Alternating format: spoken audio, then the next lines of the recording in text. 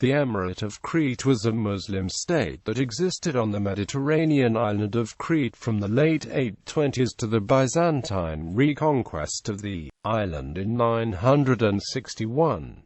Although the emirate recognized the suzerainty of the Abbasid Caliphate and maintained close ties with Tulunid Egypt, it was de facto independent. A group of Andalusian exiles conquered Crete in c.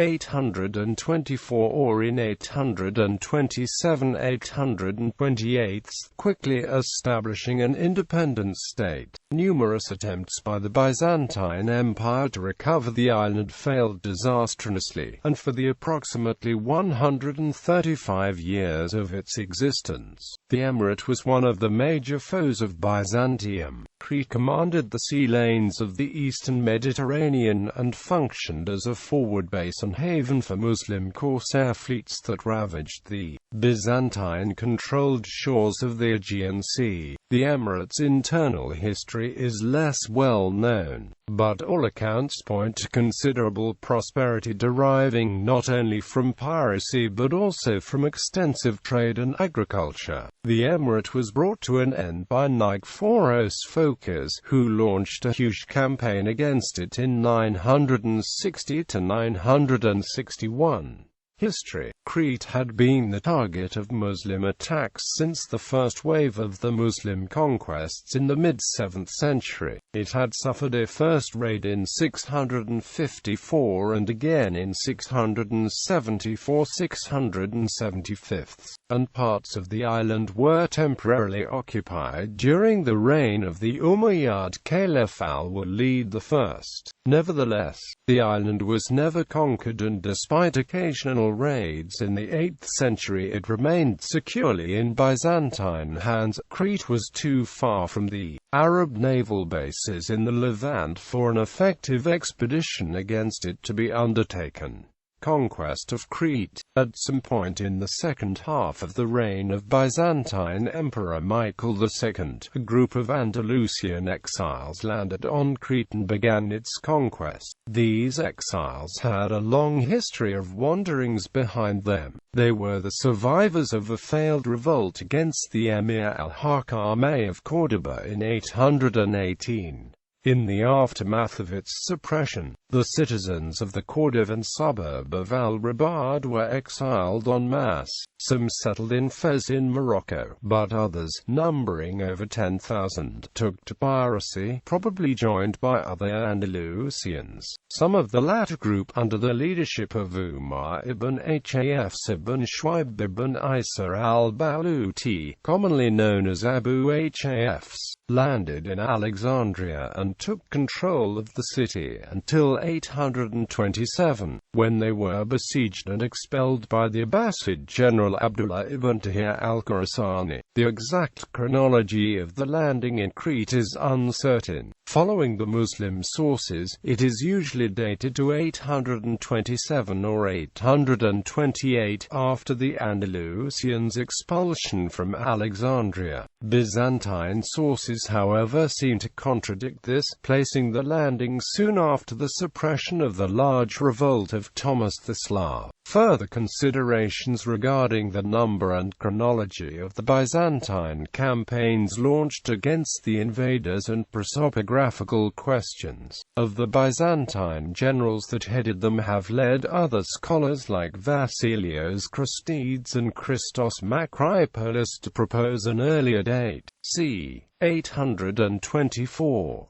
Under the terms of their agreement with Ibn Tahir, the Andalusians and their families left Alexandria in 40 ships. Historian Warren Treadgold estimates them at some 12,000 people, of whom about 3,000 would be fighting men. According to Byzantine historians, the Andalusians were already familiar with Crete, having raided it in the past. They also claimed that the Muslim landing was initially intended as a raid. and was transformed into a bid for conquest when Abu Hafs himself set fire to the ships. However, as the Andalusian exiles had brought the families along, this is probably later invention. The Andalusians' landing place is also unknown. Some scholars think that it was at the north coast, at Ceuta Bay, near where the main city and fortress Chandax was later built, but others think that they most likely landed on the south coast of the island and then moved to the more densely populated interior and the northern coast. As soon as Emperor Michael II learned of the Arab landing, and before the Andalusians had secured the control over the entire island, he reacted and sent successive expeditions to recover the island. Losses suffered during the revolt of Thomas the Slav hampered Byzantium's ability to respond, however, and if the landing occurred in 827–828,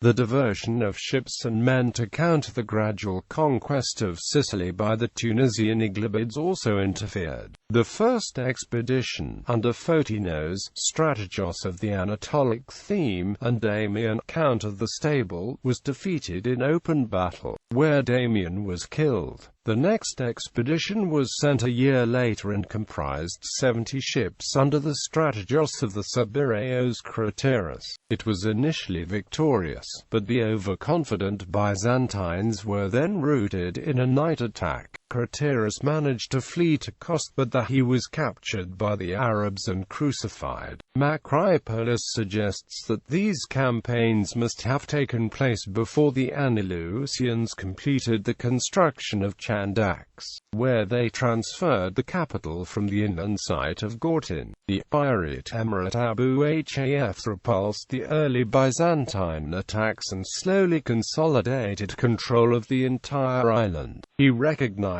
the suzerainty of the Abbasid Caliphate, but he ruled as a de facto independent prince. The conquest of the island was of major importance as it transformed the naval balance of power in the eastern Mediterranean and opened the hitherto secure Aegean Sea littoral to frequent and devastating raids. The Andalusians also occupied several of the Cplakidas during these early years, but Michael II organized another large-scale expedition, recruiting an entire new marine corps, the Tesseracontario, and building new ships. Under the Admiral Hafs, this fleet managed to evict the Arabs from the Aegean islands but failed to retake Crete. Michael II's successor Theophilos sent an embassy to Abd ar-Rahman II of Cordoba proposing a joint action against the Andalusian exiles. But beyond Abd ar-Rahman giving his assent to any Byzantine action against Crete, this came to nothing. In October 829, the Cretans destroyed an imperial fleet off Thassos, undoing much of the work of Hafs and opening the Aegean and its coasts to pillage. Later they attacked Euboea, Lesbos, and the coasts of the Thracian theme, where they destroyed the monastic center of Mount Latros.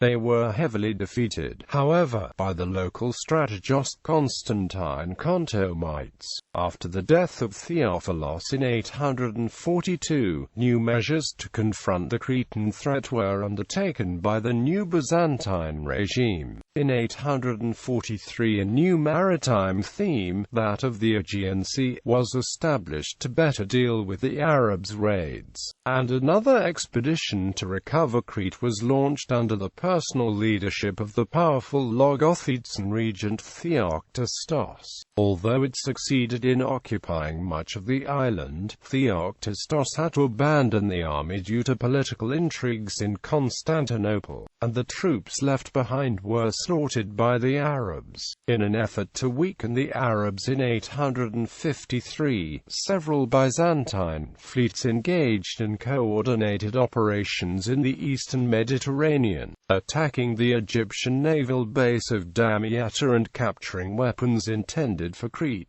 Despite some Byzantine successes against the Arabs in the following years, the Cretans resumed the raids in the early 860s, attacking the Peloponnese, the Cyclades, and Athos. In 866, the Byzantine Sisavardis assembled another large-scale expeditionary force to subdue Crete, but his murder by Basil the Macedonian only 2 weeks after the fleet set sail from the capital spelled the end of the undertaking. In the early 870s, the Cretan raids reached a new intensity. The fleets, often commanded by Byzantine renegades, ranged the Aegean and further afield, reaching the Dalmatian coasts. On one occasion in California, 873, a Cretan fleet under the renegade Photios even penetrated into the Marmara Sea and unsuccessfully attacked Proconnesos, the first time since the Second Arab Siege of Constantinople in 717–718 that a Muslim fleet had come so close to the Byzantine capital. On its return, however, it suffered a heavy defeat at the hands of the new Byzantine admiral Niktos Euryphus at the Battle of Cardia. Shortly after, Euryphus once again defeated the Cretans at the Gulf of Corinth and took many prisoners, whom he tortured extensively in revenge for the raids. At about the same time, the Muslim fleet of Tarsus led by Yazamand al-Qadim was destroyed in a raid against Euripus. These Byzantine victories apparently led to a temporary truce, and it appears that the Cretan emir Cipes was obliged to pay tribute to Byzantium for about a decade. Raids resumed soon after, in which the Cretans were joined by North African and Syrian fleets. The Peloponnese in particular suffered considerably from the raids, but also Euboea and the Cyclades. The islands of Patmos, Carpathos and nearby Sicastro came under Cretan control, and Cretan rule extended as far north as Aegina in the Saronic Gulf, and to Elaphonissos and Cythera off the southern coast of the Peloponnese. The great Cycladic island of Naxos, probably along with the neighboring islands of Paros and Ios, was forced to pay them the poll tax, as the Muslim presence left generally few material or literary traces. The list of islands at one time controlled or occupied by them could well be longer. Nevertheless, the impact of this new wave of Arab raids was felt across the Aegean, where some islands were deserted altogether, and elsewhere coastal sites were abandoned for better protected inland locations.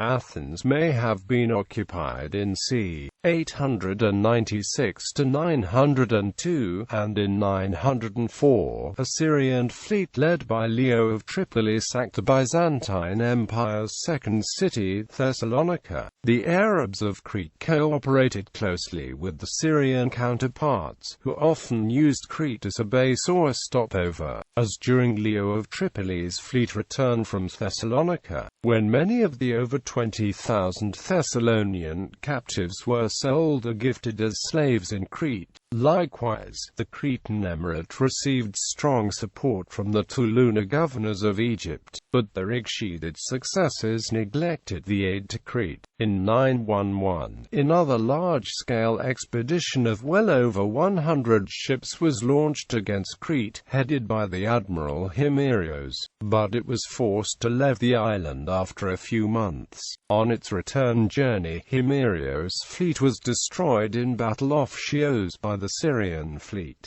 Byzantine reconquest. Cretan piracy reached another high in the 930s and 940s, devastating southern Greece, Athos, and the western coasts of Asia Minor. As a result, Emperor Constantine VII sent another expedition in 949.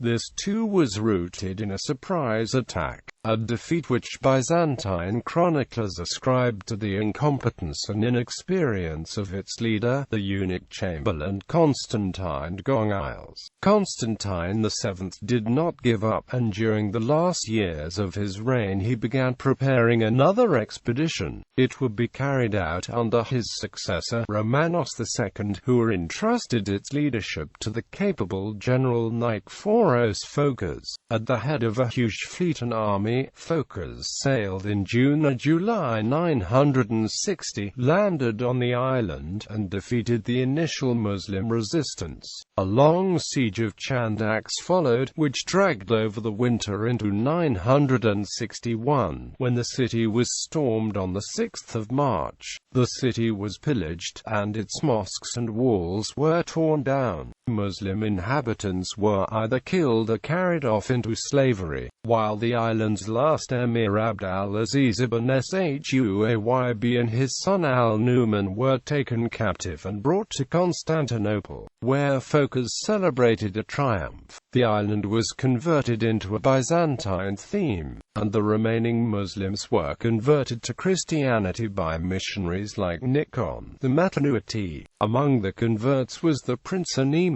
who entered Byzantine service and fell at Doristolon in the War of 970–971 against the Rus. Legacy. The Arab period of Crete remains relatively obscure due to a paucity of surviving evidence regarding its internal history. Furthermore, other than a few place names recalling the presence of the Arabs, no major archaeological remains from the period survive, possibly due to deliberate Byzantine destruction after 961.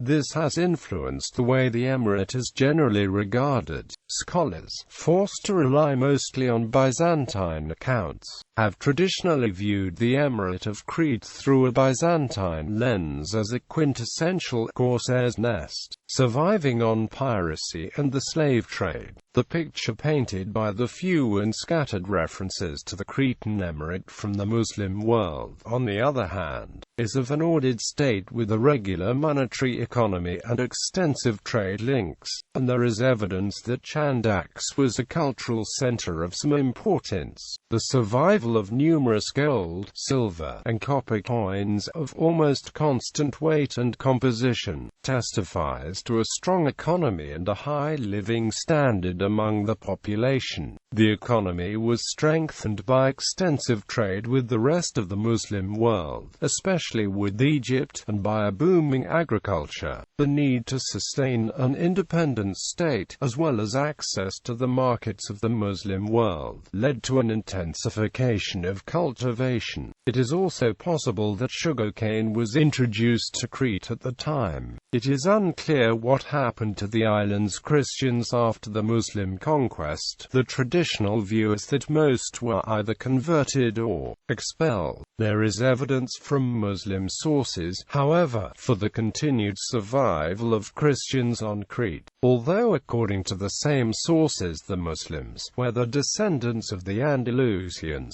more recent migrants, or converts formed the majority. There is also some evidence of rival factions on the island, either Christian or Muslim, as when Theodosius the Deacon reports the inhabitants of crags and caves under the leader Caramantus descending from the mountains during the siege of Chandax by Nikephoros Phocas. It seems that the population of the countryside was left relatively alone, while the Muslim element predominated in the towns. List of emirs. The succession of the emirs of Crete has been established by Arab and Byzantine sources, but chiefly through their coinage. The dates of the reigns are therefore largely approximate.